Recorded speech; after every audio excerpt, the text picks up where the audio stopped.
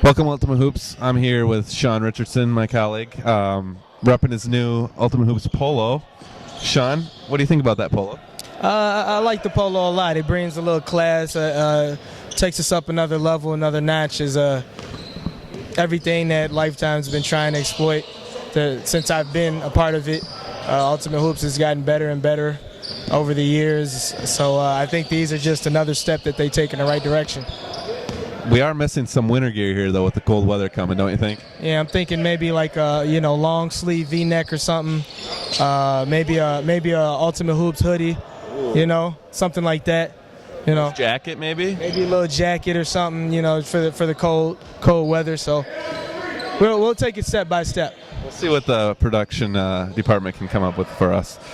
Ryan Harris made his return this past week. Suffered a tough loss.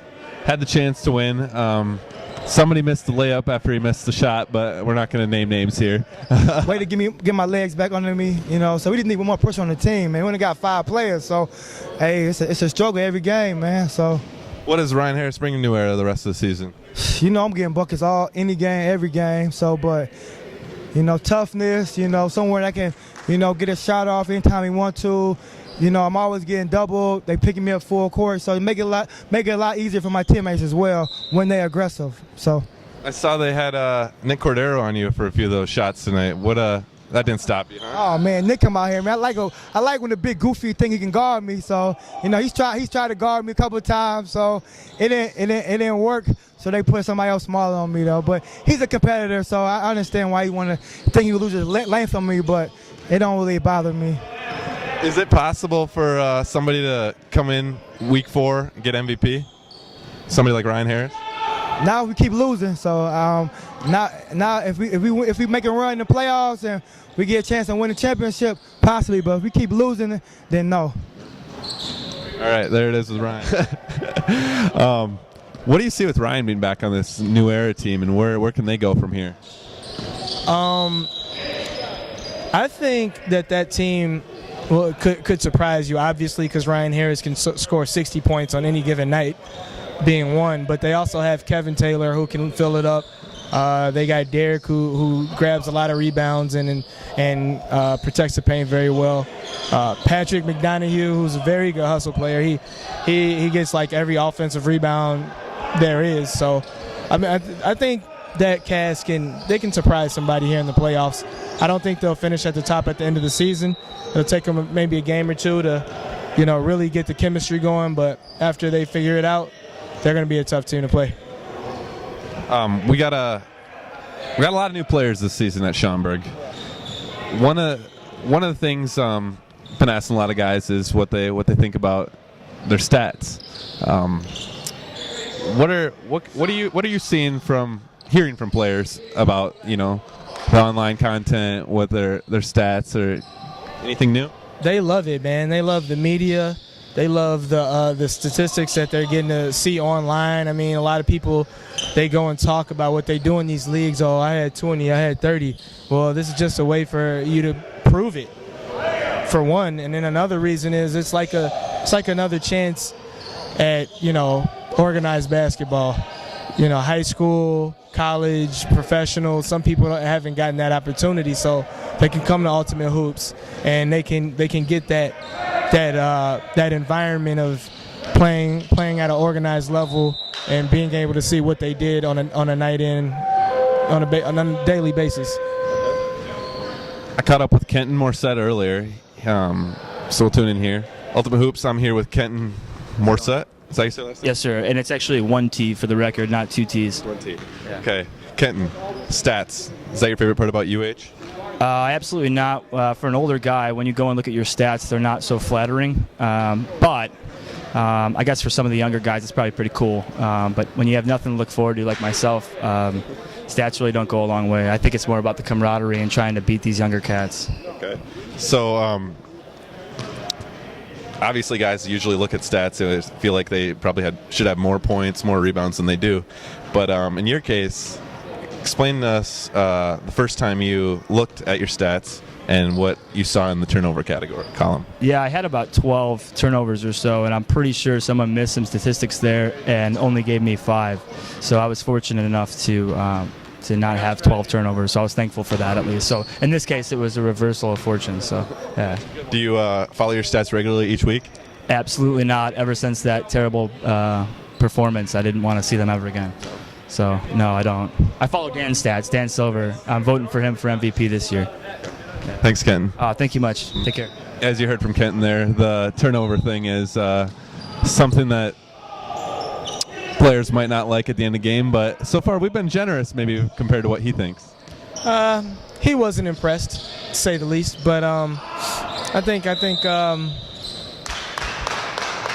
don't know. Are players happy when the turnovers are documented less than they actually were?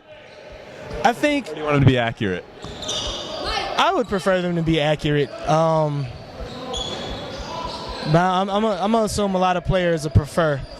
I'm gonna assume a lot of players would prefer if their turnovers weren't counted. Okay. All right, Sean, we got Watch the Throne playing against Fast Furious right now. It's a 9-point game, but are these kind of the two front-runner teams in this league right now, or what do you think? I actually think Fast and Furious and Post Traumatic are because of the size that they have. Nick Cordero and Jasker Demby really can't be stopped by anybody besides each other. Although Derek Edwards did a very good job on Nick Cordero tonight. His he did well on the boards, but his shooting percentage was not nearly what it usually is. Derek had around 6-7 blocks tonight, so he did pretty well. But I'm gonna say Fast and Furious and Post Traumatic. Okay. You just saw Michael check into the game there. Michael Lohr, newcomer, just got recently picked up by Watch the Throne. Is he the piece that they need to give a chance to contend? I think it'll help. It'll help because a lot of times they have players who aren't prepared to shoot or who can't really produce what they need outside of Bobby and Fred or Pat Duvall. But I think what they need is another big. So if they had a Derek Edwards or something, that would make their team. I think that would take their team to the next level. Lunchtime. They're the free agent team here in this league. Is this the best free agent team you've ever seen? Yeah, this is actually probably one of the top free agent teams I've seen outside of the one with Mike DeNuno. But this team is really good with Alex Barber and Darryl Walls, Brandon Cobb. These are all newcomers to Schaumburg Lifetime Ultimate Hoops, but they bring a different element that the free agents haven't seen before. They play tough, they play hard. They're getting acclimated to the rest of the league. They've suffered like 3 really tough losses, to whereas they're 0-5. They're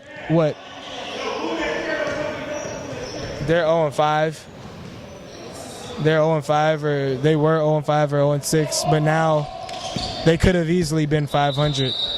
So I think those players are doing a lot for them. Okay. I caught up with Daryl kind of earlier. He talked about the game here. So Ultimate Hoops, I'm here with Daryl Walls. Daryl, What's up, Chad? lunchtime, a.k.a. kind of the free agent team. You guys have suffered a few heartbreaks this season, not to mention one tonight. A lot of heartbreaks. It was doubleheader tonight. I wasn't feeling the second game, but I couldn't let my team down, and we came away with some good digs. I don't know what that means. I don't know what to do with my hands right now, but no. It was a lot of hustle possessions. I think we really wanted that. We was up by 20. Let them get back in it. We were tired. I think we were 1 or 2 good players away from getting a streak going. That was against the number 1 team, Boot Gang, that you beat in the second game. How does that feel? Chad, hey, I don't look at rankings. I don't look at rankings. We're all human. We all put on the same pants the same. As you can see, we're giant killers, and we live up to the challenge.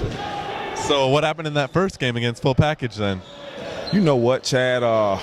They were a lot quicker than us, and we didn't match up well.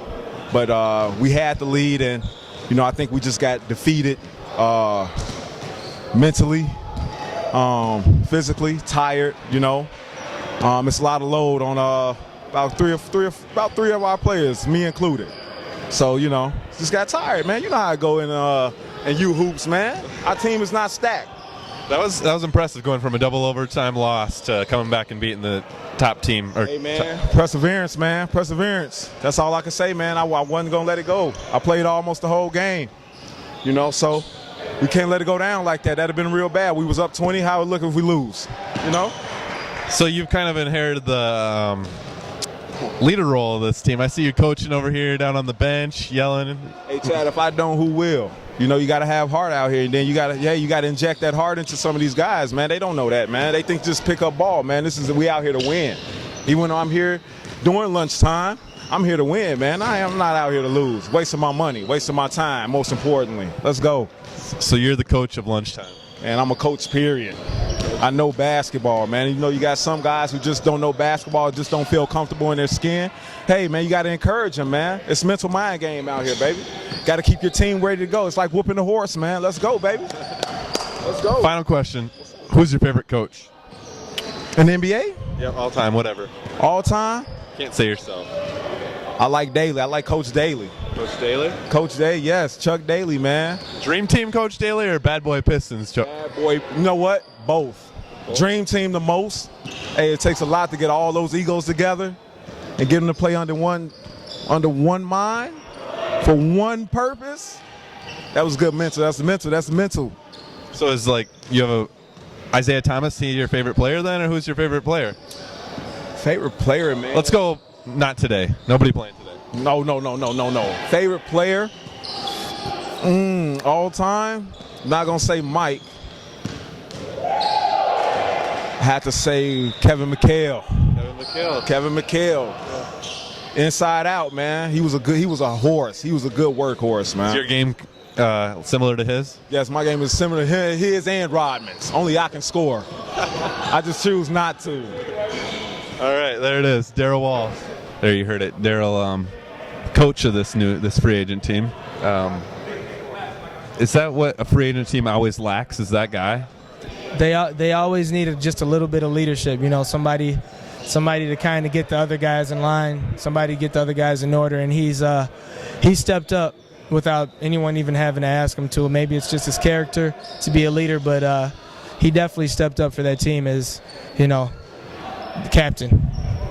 I think he's that team's captain. All right. Thanks, Sean. We're going to roll over to Bloomingdale now. Ultimate Hoops, we had before we jump into Bloomingdale, we're going to talk about a little bit about Monday night's big final game, controversial. Sean, you got to see some of the tape a little bit, got to see how much time ran off the clock, how much time was on the clock. What do you have to say about that?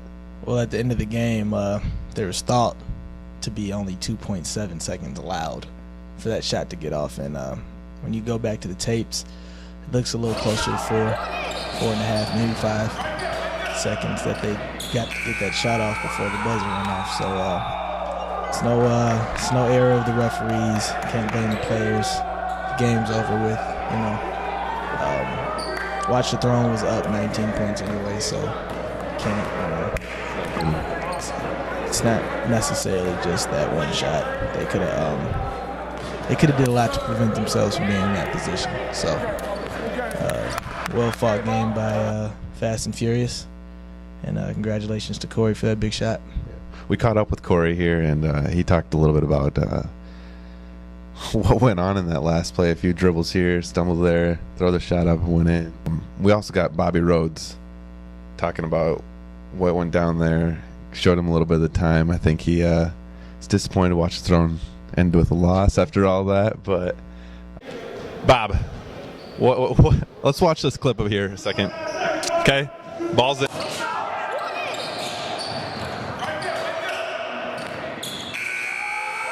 0.19 seconds. It was 2.9 on the clock. 2.9? I thought it was okay. 2.9. A lot of dribbling went on there. A lot of dribbling. For 2.9 seconds. What do you think of Crystal's operating the clock right there? We got hosed that game, you know. she openly admitted she hit the clock once Corey got the ball, and it was 2 dribbles before Corey got the ball, and he bobbled it. I'm a little upset. Got shafted out of a close one. Team falls under 500. Little father. Yeah, Crystal, we need a new scorekeeper. We're hiring at Schomburg.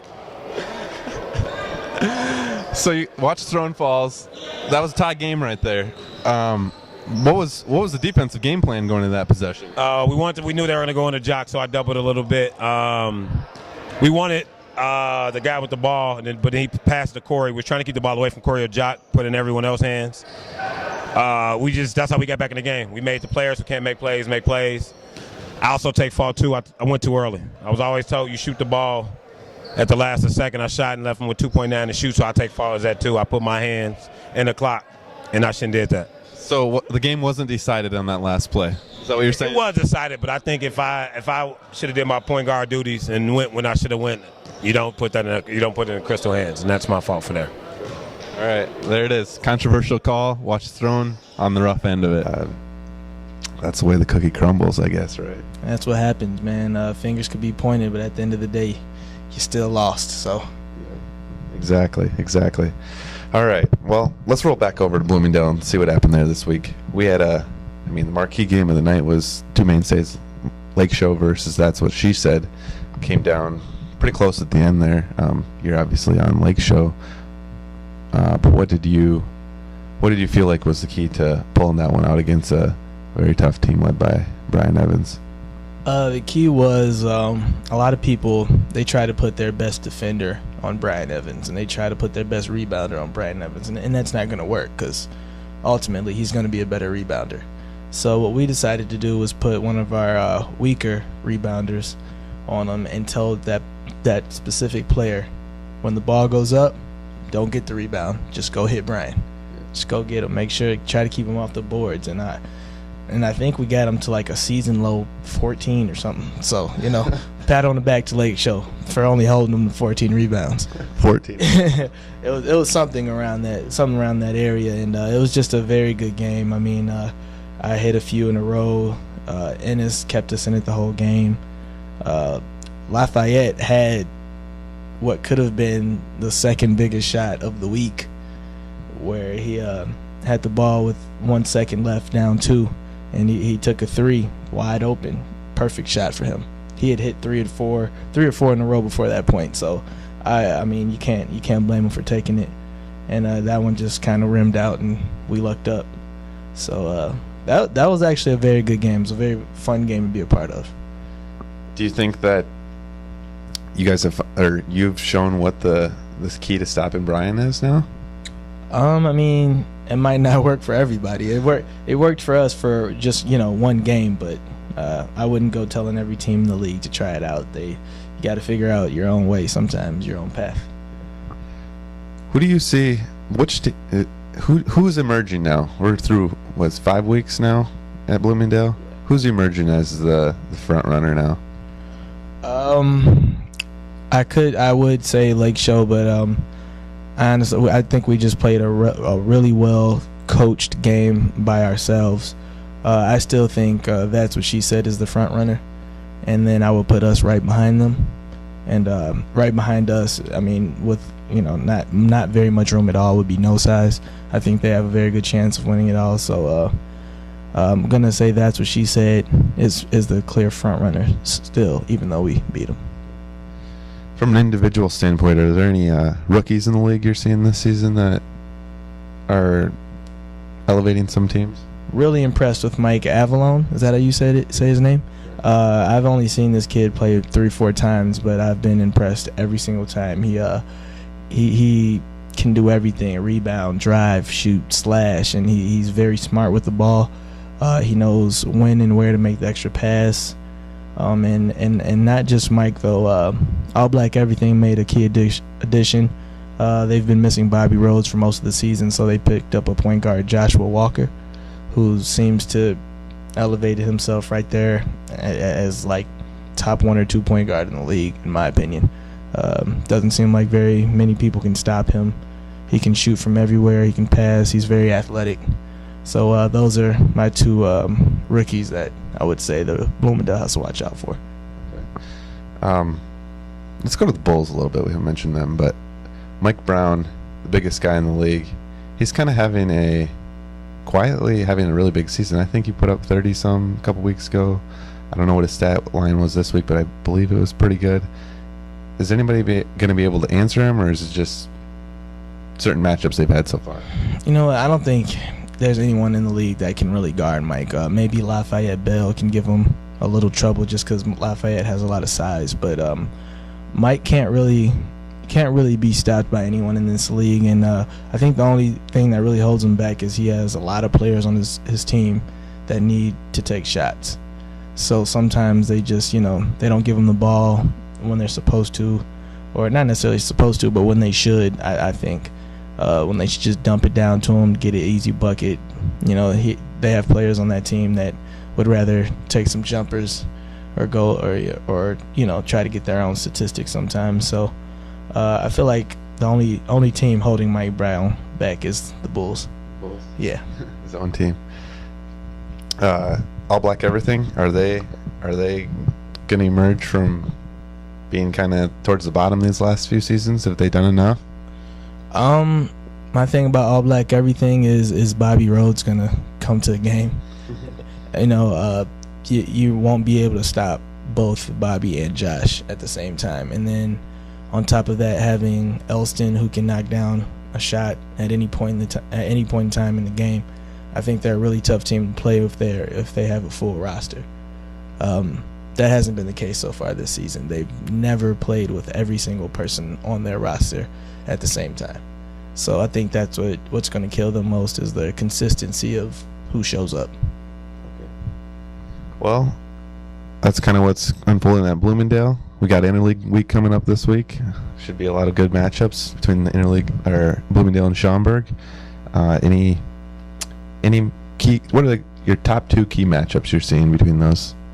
I would say the number 2 matchup that I'm really excited to see would be Jasker Denby versus Mike Brown.